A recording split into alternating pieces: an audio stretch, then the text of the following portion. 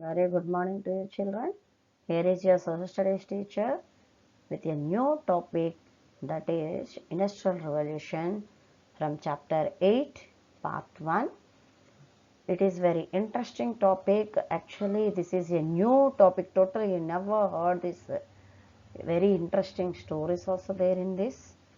That of course you come to know that previously how the life of the people was there in this chapter you can learn. So now I'm going to continue.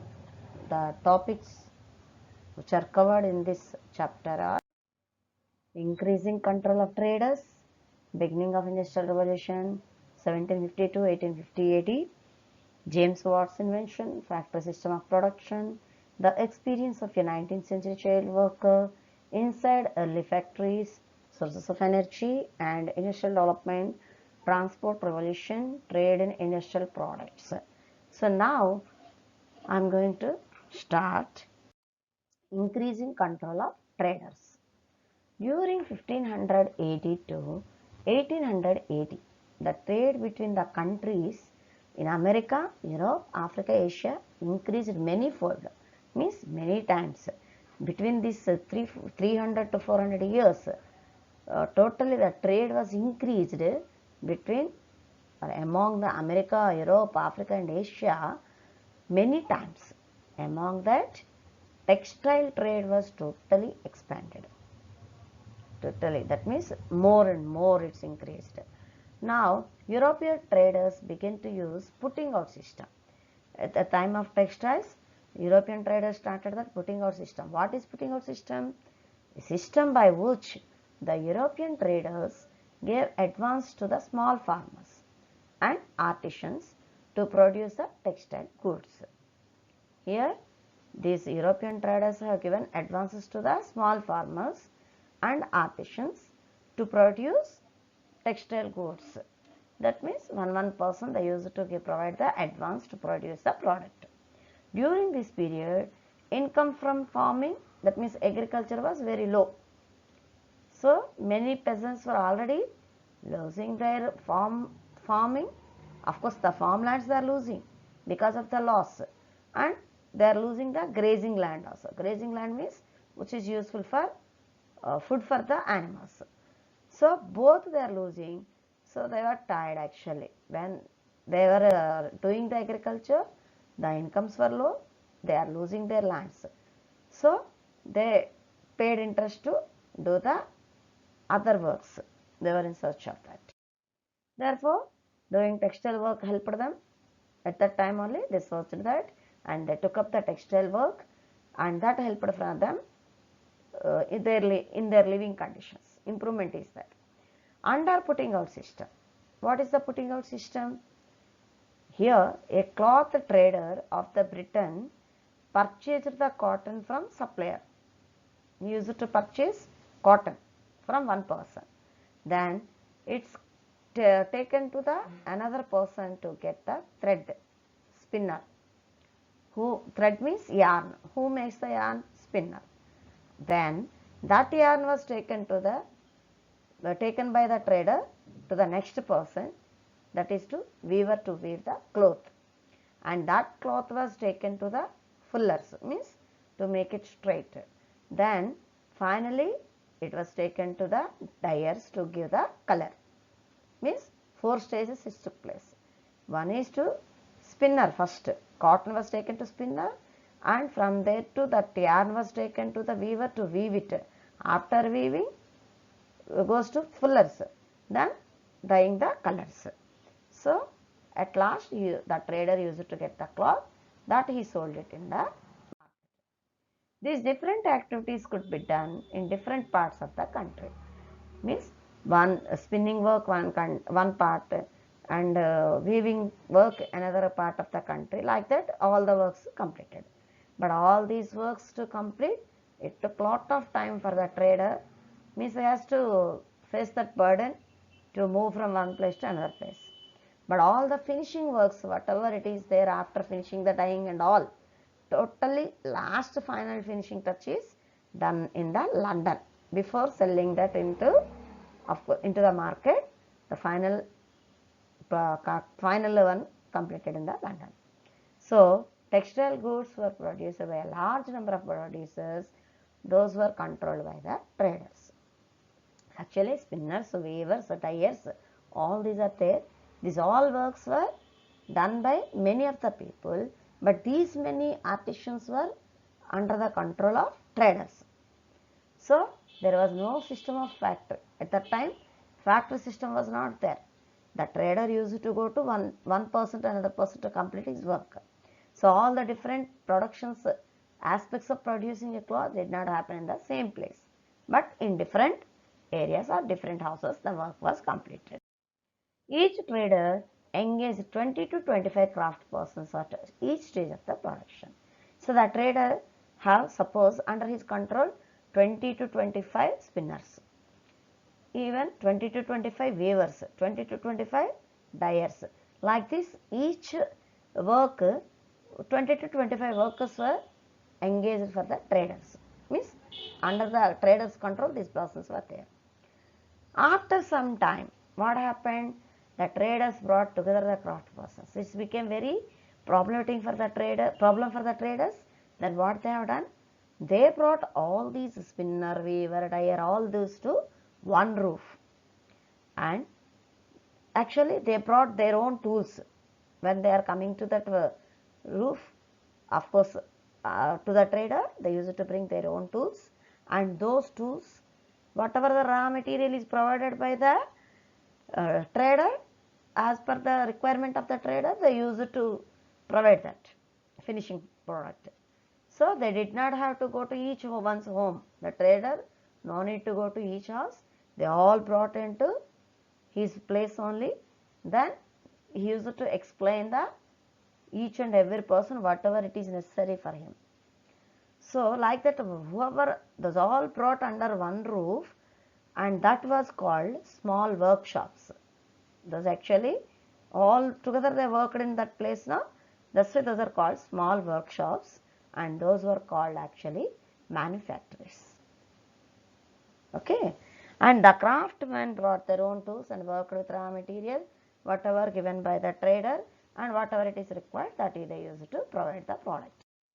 The trader then took the produce, whatever it's produced by the all the craft persons, that he took it in the market and sold it. In this way, slowly what happened? The trader controlled all the craft persons. So when the total work is completed by one particular place, automatically the same work the trader controlled these all persons, that slowly it's increased. So what happened? At that time only proto-industrialization started. So when this all came under his control, that actually that time is called proto-industrialization, a phase in which more and more people took to craft production.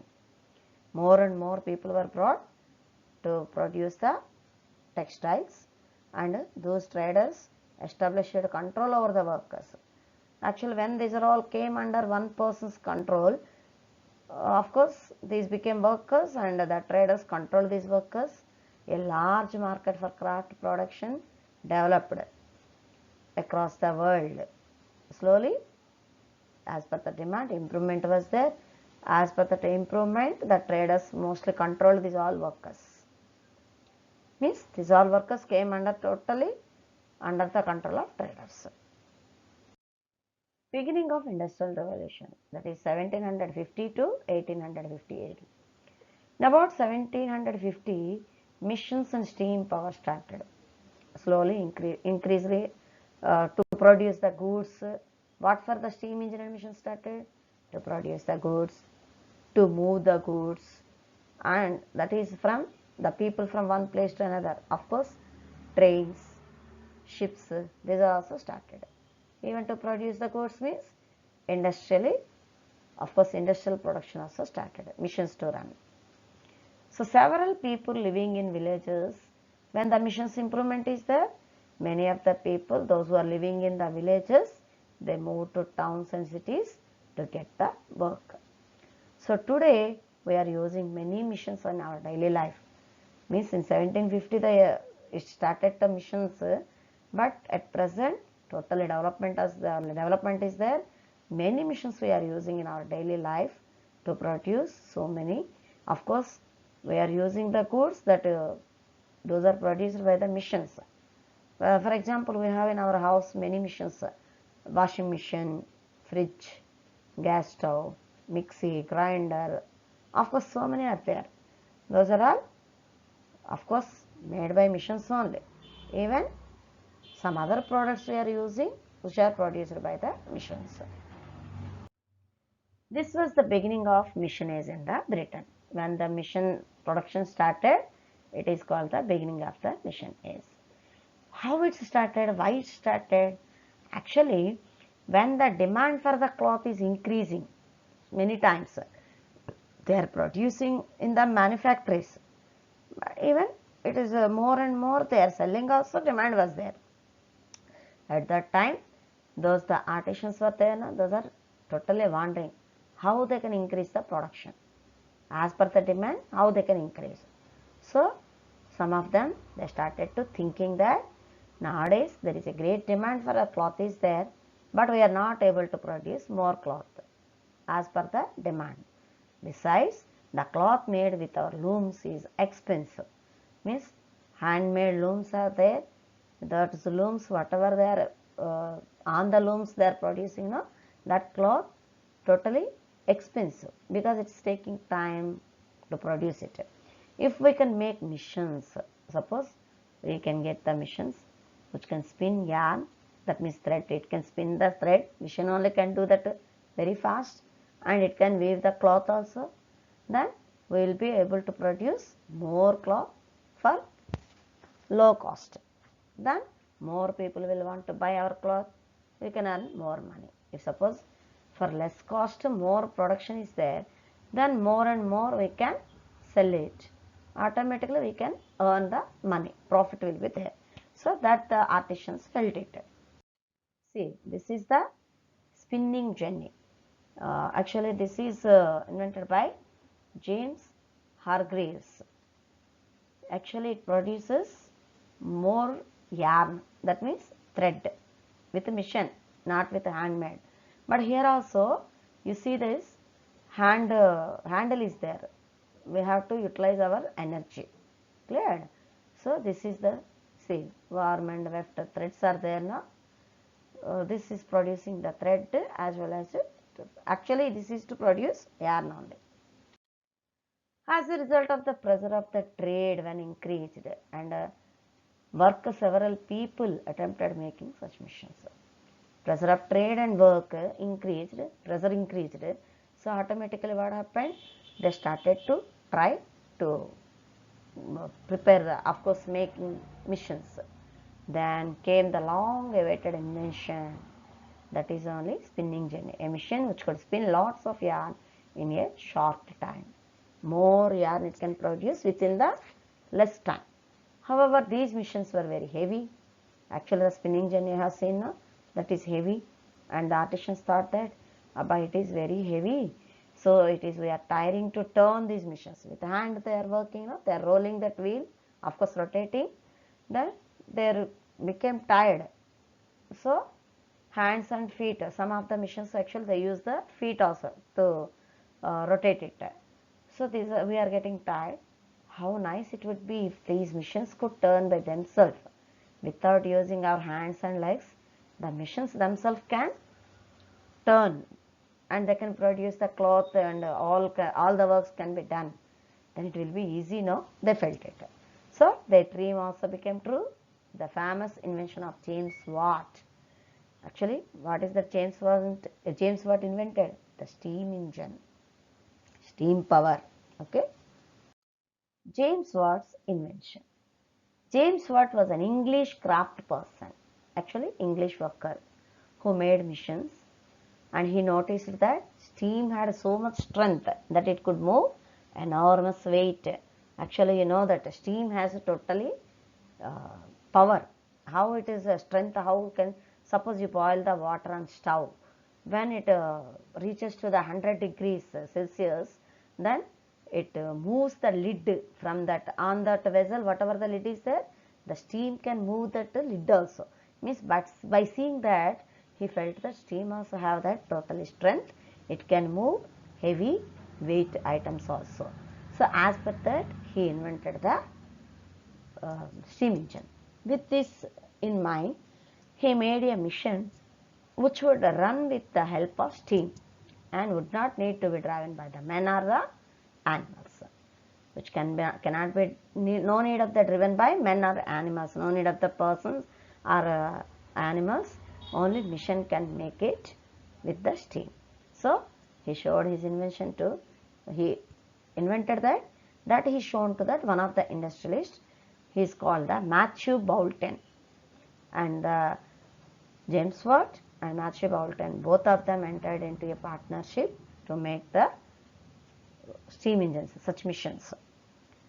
And Boulton invested the necessary money, whatever it is necessary, that money he invested, and also paid Watt the salary.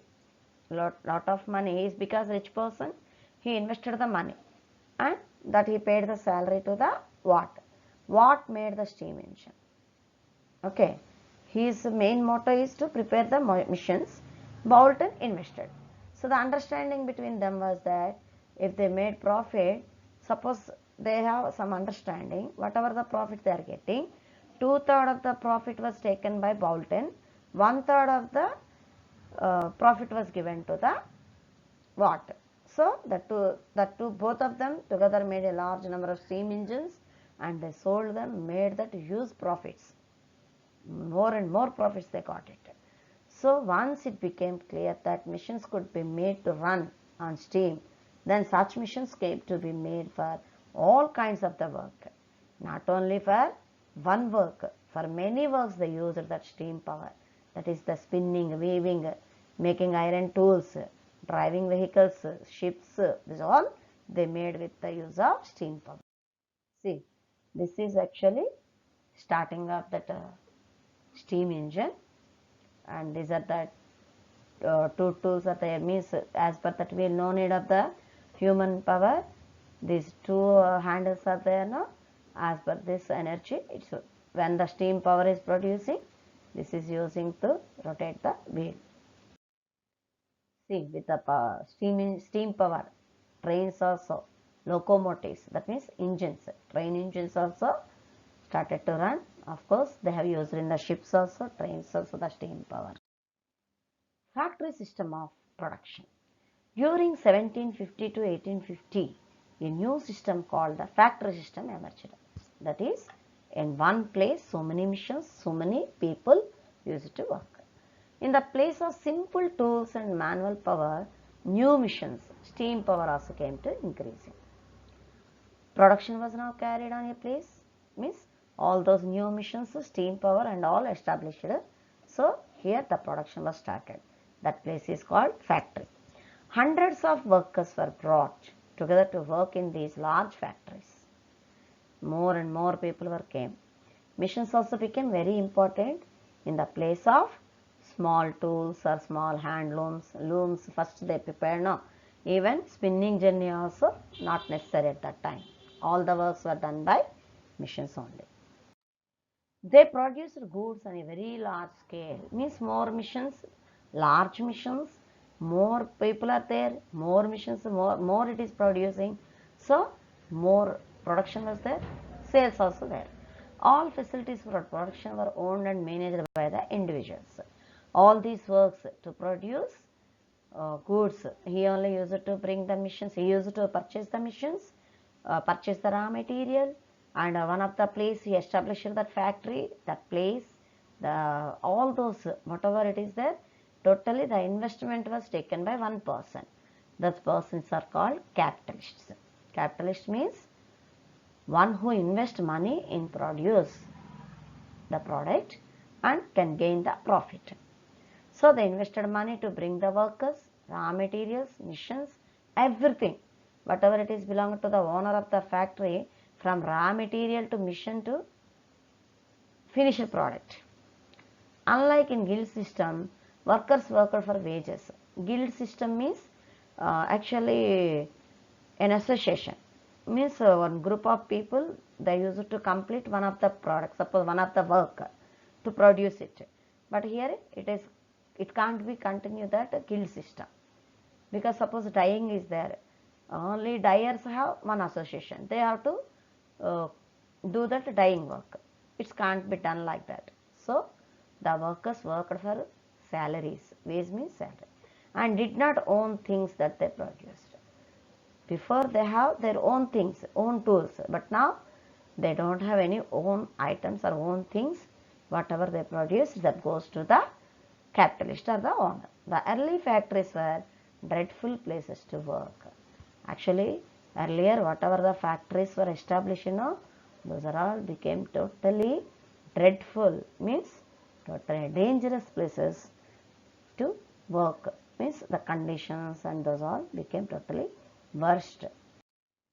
The experience of a 19th century child worker, means I said, the place is totally dangerous. How it is there? One of the experience of the one child it is given. In the 19th century, the industrial workers of Europe had to face several hardships. 19th century totally they faced the several problems. 19th century means from 1801 to 1900 is the 19th century. So here one experience of the one child's experience it is given. You listen. I have been working in these mines since I was 4. Means his age is 4 years. From that time onwards he is working. Workers hew coal with pickaxe means small axes will be there, means to take out the coal and dump into that another wagons. So hew coal, they used to workers hew coal with pickaxes and fill the large wagons with it. Our job is to push these loaded wagons. Actually, these children has to push these wagons, means loaded wagons, to the point from where horses or mules can haul them. Means horses and animals, those cannot come to such a place, they cannot drag it. Till from there the horses can drag that wagon, the children has to push that. This is a very difficult job. Hauling the loaded wagons through water and slush and over very steep slopes leaves us very tired. Such a place, actually they have to move the wagons from down to up. Actually it is very heavy work. The children are unable to do because those are very small. They didn't grow such a way that because those are children now. Okay. We have to work in this way for more than 12 hours a day. Nowadays 8 hours to come to school only are feeling very hard. But they used to work 12 hours a day. Each and every minute they used to work. That is pushing the wagons. We are so tired by the time we return to home. After doing that work, totally they were tired. They are unable to eat also. To take the food also, they won't feel happy. Means they were tired totally. They want to take rest. So the child said, yesterday I fell asleep on the way to my house. While I am going to my house, I slept on the roadway only. So my mother searched for me and carried me to home. Means such a worst condition, one of the child's experience it is given. There were several movements. Such conditions were there, no? Then several movements were started to stop the employment of the children in this type of factories or the mines. So, in response to these movements, child labor was banned. Child labor was banned. Now it is a thing of the past in most European countries. Nowadays, of course, it was banned and now it is became a big thing in most European countries. Of course, in our country also. See how they have to push it. Here the door is there. This child has to open. This is the narrow way. See, underground mines. Here two children are pushing the wagon. It's a very heavy load. This is the time for assignment, children. You have to do that if you listen the video. Bye, children.